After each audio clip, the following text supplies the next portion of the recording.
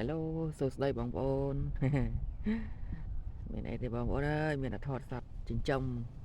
តែនៅជាមួយរាល់ថ្ងៃនេះមើលគឺថាអូយស្អាតម្ល៉េះទេនេះមេនេះ សម្បល់ពេលយើងមើលតែចូលកាមេរ៉ាស៊ីគ្នាទៅមកបើតែពេលខ្លះគ្នាអត់ចេះនិយាយមែនបងប្អូនគាត់ថាវិញ្ញាណណានៃការដឹងណាគឺចាំណាម្ចាស់มันងាយភ្លេចទេទៅបីទៅណារាប់ខែរាប់ឆ្នាំមកដល់មកវិញឲ្យតែហត់ក្លិននៅចាំគឺស្គាល់ហើយសัตว์តែមិនថាមានអីខ្លាំងទេបងប្អូនជាសัตว์ទេ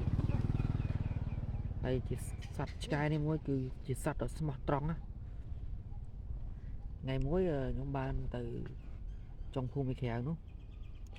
ស្រាប់តែហត់តាមខ្ញុំទៅដល់មុខហើយទាំងដែរខ្ញុំដើរស្រាប់តែហៅផ្លូវមកឃើញវិញថាបាត់អាណិតគ្នាអាណិតហើយមិនមានតែមួយណាបងប្អូនណាទៀតនេះ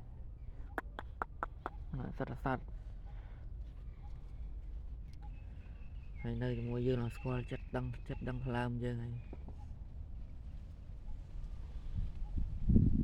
បើតែគ្នាមិននិយាយបើយើងហៅមើលមកខ្នួចបងប្អូនមើលបក់អត់ទៅមកមើលចឹងណាកូនមើលធ្ងន់ចង្គង់វាឡូដល់កំខំគេវិញ